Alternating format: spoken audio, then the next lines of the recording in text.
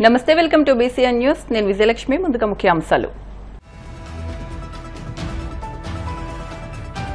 రాష్ట్రంలోని 5 మున్సిపల్ కార్పొరేషన్లకు స్వచ్ఛ సర్వేక్షణ అవార్డులు. ఢిల్లీలో రాష్ట్రపతి చేతుల మీదుగా అవార్డులు అందుకున్న పురపాలక శాఖ మంత్రి నారాయణ.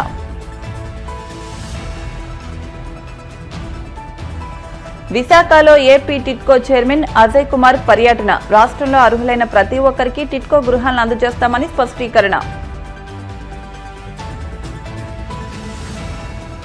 కూటమి ప్రభుత్వ అసమర్థ పాలనపై జగన్ సంధించిన ప్రశ్నలకు సమాధానాలు చెప్పండి. Yerragondapalem MLA Tatiparthi Chandrasekhar demand. తిరుమల శ్రీవారిని దర్శించుకున్న సినీ నిర్మాత డివివి దానయ్య. ఆలయ మర్యాదలతో స్వాగతం పలికిన అధికారులు.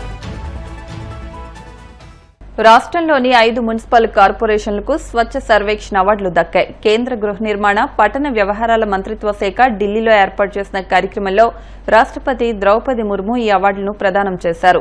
5 మున్సిపల్ కార్పొరేషన్ల అధికారులతో కలిసి పురపాలక శాఖ మంత్రి నారాయణ అవార్డులను అందుకున్నారు.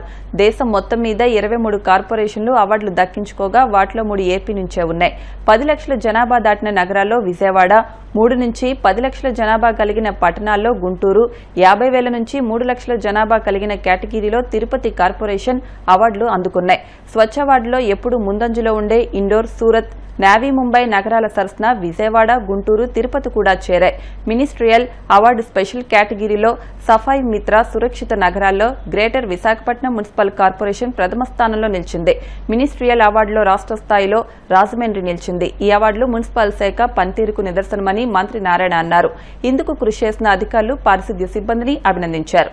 माननीय केंद्रीय मंत्री आवासन एवं शहरी कार्य मंत्रालय श्री मनोहर लाल जी से अनुरोध करती हूं कि वे टोकन ऑफ एप्रिसिएशन एक सुंदर सारंगी राष्ट्रपति महोदया जी को भेंट कर उनका स्वागत करें, जो 3R reduce, reuse and recycle के सिद्धांत पर आधारित है।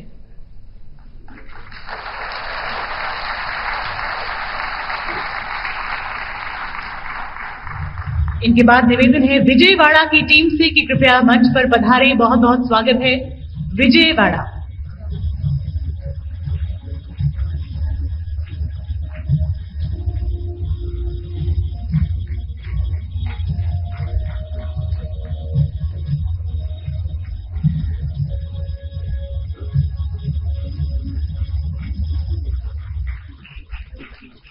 आगे बढ़ते हैं। लीग की इस दूसरी श्रेणी में 3 से 10 लाख जनसंख्या वाले शहर शामिल हैं। तो आइए अनुरोध करते हैं कि नोएडा की टीम कृपया मंच पर पधारे और पुरस्कार को ग्रहण करें। बहुत बहुत स्वागत। आप सबने स्वच्छता के राष्ट्रीय महायज्ञों में अपना योगदान दिया है। आप सबकी मैं विशेष प्रशंसा भी करती हूँ। हमारे शहरों द्वारा स्वच्छता की दिशा में किए जा रहे प्रयासों का आकलन करने और उन्हें प्रोत्साहित करने के लिए स्वच्छ सर्वेक्षण एक सफल प्रयोग सिद्ध हुआ है। मुझे ये जानकर प्रसन्नता हुई है कि वर्ष 2024 के लिए आवासन और शहरी कार्य मंत्रालय द्वारा विश्व के सबसे बड़े स्वच्छता सर्वेक्षण का आयोजन किया गया है। इस सर्वेक्षण में विभिन्न हितधारकों, राज्य सरकारों, शहरी निकायों तथा लगभग 14 करोड़ देशवासियों की भागीदारी सुनिश्चित की है। निष्पक्ष सर्वेक्षण द्वारा आकलन के आधार पर अच्छा प्रदर्शन करने वाले सभी निकायों का पुरस्कार हेतु चयन किया गया है। इन सभी प्रयासों के लिए मैं केंद्रीय मंत्री श्री मनोहर लाल जी और उनकी पूरी टीम की बहुत बहुत प्रशंसा करती हूँ। రాష్ట్రంలో అర్హులైన ప్రతి ఒక్కరికి టిట్కో గృహాలను అందజేస్తామని ఏపీ టిట్కో చైర్మన్ అజయ్ కుమార్ స్పష్టం చేశారు. విశాఖ పర్యటనకు వచ్చిన ఆయనకు ఎమ్మెల్యే వంశీకృష్ణ శ్రీనివాస్, జనసేన నాయకులు స్వాగతం పలికారు. టిట్కో ఇళ్లను పరిశీలించిన అనంతరం ఆయన మాట్లాడుతూ 70,000 మంది లబ్దిదారులకు టిట్కో గృహ సముదాయాలు అప్పగిస్తామని తెలిపారు. వైసీపీ ప్రభుత్వం చర్యల వల్లే టిట్కో గృహ సముదాయాల్లో సమస్యలు నెలకొన్నాయన్నారు. సంబంధిత శాఖల అధికారులతో త్వరలో అమరావతిలో సమావేశం నిర్వహిస్తామని అజయ్ కుమార్ వెల్లడించారు. శ్రీహాస్ జంక్షన్ వాటి కాలనీలు 72 ఉన్నాయి. ఇక్కడ ఆ ఇళ్లలోకి పోయాము. ఇక్కడ మిగిలిన నేను తిరిగిన టిట్కో కాలనీస్కి ఇక్కడ ఏంటంటే వ్యత్యాసం, ఇక్కడ ఆల్మోస్ట్ 100% ఆక్యుపెన్సీ ఉంది. ఏ టిట్కో కాలనీలో కూడా 20%, 20% పైన లేదు. ఇక్కడ 100%, 100% ఆల్మోస్ట్ ఆక్యుపెన్సీ ఉంది. అది ముందర ఒక మంచి పరిణామం. రెండోది, ఇక్కడ పోయినప్పుడు వాళ్ళ సమస్యలు చెప్పుకున్నారు. ముఖ్యమైన సమస్య ఇక్కడ వాళ్ళకి లీకేజ్, ఇళ్లలో లీకేజ్ అవుతున్నదని మాతో పాటు ఎవరైతే కాంట్రాక్టర్లు ఉన్నారో, అలాగే మా టిట్కో అఫీషియల్స్, సిఈ గారి నుంచి ఈఈ, డిఈ, ఏఈ అందరూ వచ్చారు. అందరూ కూడా వాళ్ళు చెప్పిన సమస్యలు ఉన్నారు. మా ఎమ్మెల్యే గారు యాదవ్ గారు కూడా క్షుణ్ణంగా 1, 3 ఫ్లోర్లు 4 ఫ్లోర్లు ఎక్కి ప్రతి ఒక్క ఫ్లాట్ చెప్పిన ఫ్లాట్లా సందర్శించారు. దాన్ని ఏ విధంగా ఈ సమస్యల్ని మనం తీరుస్తామని చెప్పి వాళ్ళతో కూడా మేము ఇప్పుడు మీటింగ్ పెడతాం. తర్వాత మెయిన్గా లీకేజ్ సమస్య గురించి ఆల్రెడీ స్టెప్స్ తీసుకుంటామని చెప్పారు. టాటా ప్రాజెక్ట్స్ అనేది ఇల్లు ఏదైతే కట్టారో పెద్ద కంపెనీ, నిజంగా కూడా టాటా ప్రాజెక్ట్స్కి దేశం అంతా కూడా మంచి పేరున్నది. వాళ్ళకి చెప్పడం అయింది, మీరు మంచి పేరున్న కంపెనీ, ఇటువంటి సమస్యల్ని తక్షణమే మీరు దాన్ని తీసుకొని పరిగణలోకి ఈ సమస్యల్ని ఇక్కడున్న వాసులకి తీర్చాలని చెప్పి వాళ్ళు కూడా అష్యూరెన్స్ ఇచ్చారు. ఆల్రెడీ డాబా మీద తీసుకుపోయి చూపించారు వాళ్ళు చేసే పని. ఎపాక్సీ కోటింగ్ చేస్తున్నాము నీళ్లు లీక్ కాకుండా పైనుంచి. అలాగే ప్రతి ఒక్క ఫ్లోర్లో ఎక్కడెక్కడ ప్రాబ్లమ్ చూసి చేస్తామని చెప్పడం జరిగింది. నేను ఆగస్టు 31వ తేదీ లోపల ఈ ఏవేవి సమస్యలు ఉన్నాయో వాటిని అన్నిటిని కూడా తీర్చి నాకు రిపోర్ట్ పెట్టాలా అని మా ఏఈ గారిని, డిఈ గారిని కోరడం అయింది.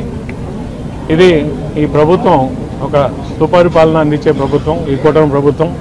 దురదృష్టవశాత్తు 2019లో ప్రభుత్వం మారడం, వచ్చిన జగన్మోహన్ రెడ్డి ప్రభుత్వం ఇంత మంచి ఇళ్ళు ఇస్తే చంద్రబాబు నాయుడు గారికి శాశ్వతంగా పేదల హృదయాల్లో ఒక స్థానం ఉండిపోతుంది, తెలుగుదేశం ఉండిపోతారేమో అని ఒక దురాలోచనతో ఈ కట్టిన ఇళ్ళని లబ్ధిదారులకు అందజేయకుండా, అదే కాకుండా ఈ 4,52,000 ఇళ్లని కూడా కుదించి రకరకాల కుండి సాకులు చెప్పి 2,61,000 ఇళ్ళకి దించారు. పోనీ ఆ 2,61,000 ఇళ్ళు కంప్లీట్ చేసి ఇచ్చారంటే అది కూడా చేయలేదు. ఇవాళ మనం చూస్తున్నాం టిట్కో దేశం మొత్తం మీద ఎటువంటి దుస్థితిలో ఉన్నాయో. నేను టిట్కో చైర్మన్ అక్టోబర్లో తీసుకున్నాను. అప్పటి నుంచి కాలనీలు రాష్ట్రం మొత్తం మీద తిరుగుతున్నాను. మొన్నటి నుంచి ఉత్తరాంధ్ర పర్యటన మీద మొన్న శ్రీకాకుళంలోని ఇచ్చాపట్నం, పలాస, అలాగే నిన్న నెల్లిమర్ల, సాలూరు అక్కడ టిట్కో కాలనీ సందర్శితమైంది. ఇవాళ మా వంశీ అన్నతో పాటు ఈ కాలనీస్ చూస్తున్నాం. మొత్తం మీద ఈ టిట్కోకి మేము, మా మేనేజ్మెంటు, ఎండీ గారు అందరం కూడా ఎందుకంటే ఈ మధ్య టిట్కో గురించి అసెంబ్లీలో కూడా చాలా పెద్ద డిస్కషన్ అయింది. వంశీ గారు కూడా టిట్కో ఇళ్ల పరిస్థితి గురించి చాలా సుదీర్ఘంగా మాట్లాడి ప్రభుత్వ దృష్టికి తీసుకొచ్చారు.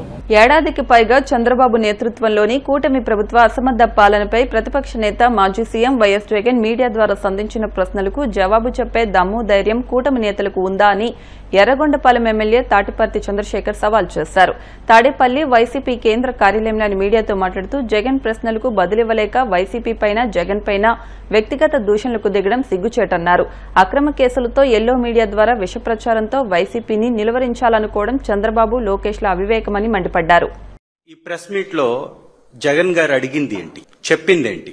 మీ దగ్గర దానికి సమాధానాలుంటే ఆ సమాధానాలు చెప్పాలి. కానీ వైఎస్ఆర్ కాంగ్రెస్ పార్టీ మీద నిందలు వేయడానికి పొలోమని పచ్చ బ్యాచ్ కుప్పలు తెప్పలుగా ప్రెస్ మీట్లు పెట్టడానికి మాత్రం ముందుకొచ్చేస్తారు. వాస్తవాలని వక్రీకరిస్తూ, అసత్యాలని విస్తృతంగా ప్రచారం చేస్తూ, విషపు కత్తులకి తేనెని అద్ది ప్రజలపై ప్రయోగిస్తూ, వైఎస్ఆర్ కాంగ్రెస్ పార్టీని నిందిస్తూ, విషపు గుళికలకు విజన్ అనేటటువంటి ఒక విజిటింగ్ కార్డ్స్ అద్ది ఇవి ప్రజలపై ప్రయోగిస్తూ నిత్యకృత్యంగా దోపిడీని కొనసాగిస్తున్నటువంటి మీరు నిన్న 1:30 సమయంలో వాడినటువంటి పదాలపై నిజంగా జవాబులుంటే బయటకు వచ్చి చెప్పాలి. దళితులుగా ఉన్నటువంటి కొంతమంది ప్రజాప్రతినిధుల్ని అడ్డం పెట్టుకొని చంద్రబాబు నాయుడు గారు వారిని ముందుకు ప్రయోగించేసి జగన్మోహన్ రెడ్డి గారు చేసినటువంటి ప్రసంగం ఆద్యాంతం మొత్తం వదిలేసి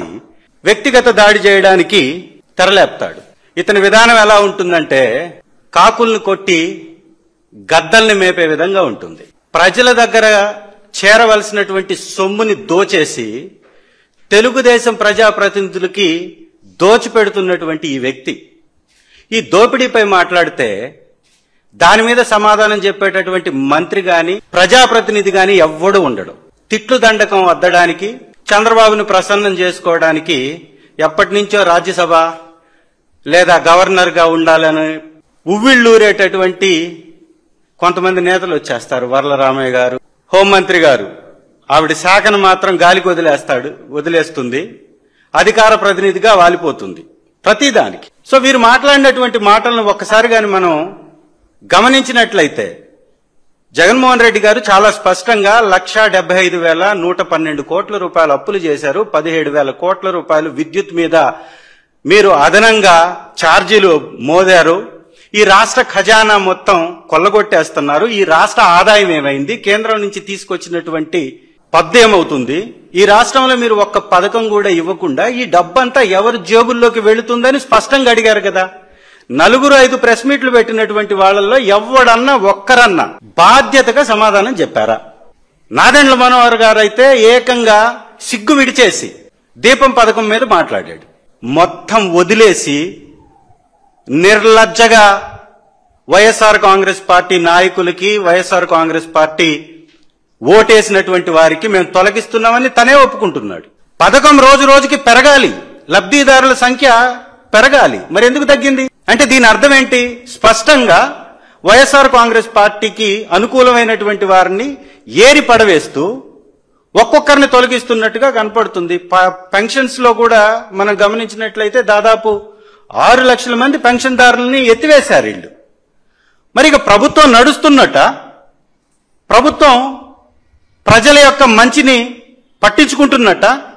స్పష్టంగా వీరి మాటల్లో ఏంటంటే పథకాలు మేము ఎగ్గొట్టేస్తామని నిర్లజ్జగా ఎట్లా చెప్తున్నారంటే, ఇదే నాదెండ్ల మనోహర్ గారు మీకంటే ఎక్కువ బటన్లు నొక్కుతామని మాకు ఓట్లేయలేదు ప్రజలు అని చెప్పకనే చెప్తున్నాడు. అంటే వైఎస్ఆర్సీపీ ఎన్ని బటన్లు అయితే నొక్కిందో అన్ని మేము నొక్కము అని నొక్కి ఒక్కడి నుంచి తనే చెప్తున్నాడు. అంటే రాబో రోజుల్లో పథకాలను ఏ విధంగా ఎత్తివేస్తారు అనడానికి ఇది ఒక ఉదాహరణగా కూడా మనం చెప్పుకోవచ్చు. ఈ దళితులుగా ఉన్నటువంటి ప్రజాప్రతినిధులు చంద్రబాబు గారిని ప్రసన్నం చేసుకోవడానికి ఎంతకైనా దిగజారుతారు. మాటకు ముందు ఒకసారి సిగ్గుందా, మాటకి తర్వాత ఒకసారి సిగ్గుందా అంటున్నారు. ఈ సిగ్గుందా అని మాట్లాడుతున్నటువంటి మీకు బుద్ధుందా? మీకు ఏమాత్రం అన్న జ్ఞానం ఉందా, ఇంగితం ఉందా? వైఎస్ఆర్సీపీలో మా ప్రభుత్వంలో పథకాలు అందుకున్నటువంటి పేదవారికి పథకాలు ఇవ్వకపోతే ఆర్థికంగా దళితులు అనేటటువంటి వారు, వెనకబడినటువంటి తరగతుల వారు నష్టపోతారా లేదా? ఈ జ్ఞానం ఉండాలా లేదా? నక్క ఆనంద్ బాబు గారు అంటారు జగన్మోహన్ రెడ్డి గారి హయాంలో కేవలం కొందరికి మాత్రమే అధికారాలు ఉన్నాయి, దళితుల్ని వారింట్లో కూడా రానిచ్చేవారు కాదు అని. ఆ బతుకులు మీవేమో, ఒక్కసారి వెనక్కి తిరిగి చూసుకోండి. ఇసుక అక్రమ రవాణాపై మాజీ మంత్రి రోజా చేసిన వ్యాఖ్యలకు ఎమ్మెల్యే భానుప్రకాష్ కౌంటర్ ఇచ్చారు. చిత్తూరు జిల్లా నగరిలో పట్టుబడ్డ 7 ఇసుక లారీలు వైసీపీ వాళ్లవేనని ఆయన తెలిపారు. దొంగే దొంగ దొంగ అని అరిచినట్లుగా మాజీ మంత్రి రోజా వ్యవహరిస్తున్నారని ధ్వజమెత్తారు. ఇసుక అక్రమ రవాణాపై కాణిపాకంలో ప్రమాణం చేయడానికి రోజా సిద్దమా అని ఎమ్మెల్యే సవాల్ విసిరారు. 7 ఇసుక లారీలు పట్టుకున్నారు నగరి కాన్స్టిట్యున్సీలో. పట్టుకుంది వైసీపీ కౌన్సిలర్ది, వాళ్ళ అరెస్ట్ కూడా చేయడం జరిగింది. ఏదో అంటే దొంగే దొంగ అన్నట్టుగా ఇవాళ అంటే గత 5 సంవత్సరాలుగా వాళ్ళు యథాయచ్చిగా చేసుకుంటా వస్తా ఉన్నారు. ఇవాళ దొరికారు, నగరి కాన్స్టిట్యున్సీలో దొరికారు. ఎక్కడి నుంచి రాజంపేట నుంచి, చేయూరు నుంచి ఇసుక ఎత్తుకోవాలి డైరెక్ట్ గా తమిళనాడుకి అమ్ముతా ఉన్నారు. పోలీసులు చాకీ శక్తితో 7 వేల టిప్పులు పట్టుకున్నారు. పట్టించిందే మేము చేస్తామంటే దొంగే దొంగ పోలీసులు దొంగ అన్నట్టుగా ఉంది వాళ్ళ వ్యవహారం. అంటే వాళ్ళ అలవాట్లంతా కూడా మాపై గుద్దే ప్రయత్నం చేస్తా ఉంది.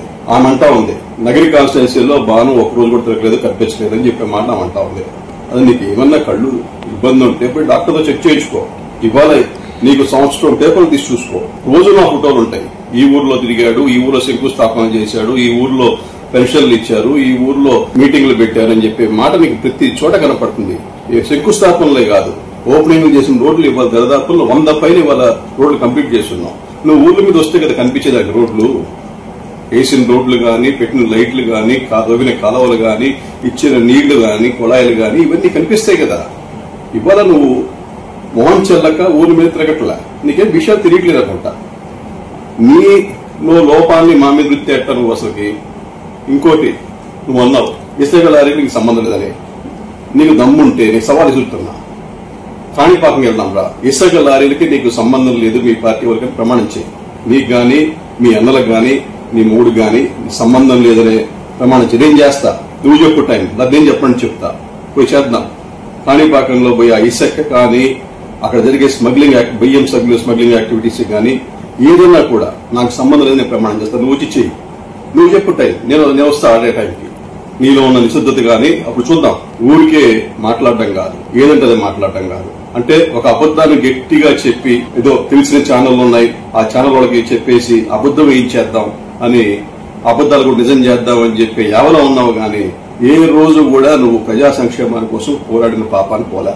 నాకు తెలిసి నువ్వు 12,000 రూపాయల అద్దె పంపు నుంచి ఇవాళ ఊరిలో ఒక ఇల్లు కట్టుకున్నావు. చెన్నైలో గాని, హైదరాబాద్ లో గాని, నగిరిలో గాని, ఇంకెన్ని ఊర్లో ఉన్నాయో నీకే తెలియదు. అది నీ ఇవాళ పరిస్థితి. జనాలకు కూడా తెలుసు.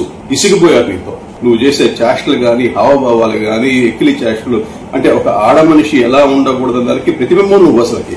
ఇంకనైనా పద్ధతులు మార్చుకుంటామంటే ఏ మాత్రం కూడా తగ్గకుండా ఇంకా ఈవీఎం అని చెప్పి నిజంగా మీరు గెలిస్తే ప్రజలు ఓట్లేసినట్టు, మిమ్మల్ని చేత్కరించి బంగాళాఖాతంలో పడేస్తే ప్రజలు ఓట్లేనట్టు. ఏంటి అసలుకి ఏమైనా ఇంగితం ఉంది మాట్లాడుతున్నారా? లేకపోతే ఏదైనా చూపించుకోండి. ఎక్కడ హాస్పిటల్ పోయి, మంచి హాస్పిటల్ పోయి అందరూ కూడా నువ్వు ఈ బాస్ అందరూ పోయి హాస్పిటల్ చూపించుకోండి. ఆయన అంటాడు నాకు మీడియానే లేదంటాడు. అంటే జనాలని వాళ్ళ మొహం మీద అవహేళన చేసే క్యారెక్టర్స్ మీరు. వాళ్ళ ఇంటెలిజెన్స్ ని మీరు శంకిస్తున్నారు, వాళ్ళు ఇన్సల్ట్ చేస్తున్నారు. ఇప్పుడు కాసేపు ప్రకటనలు.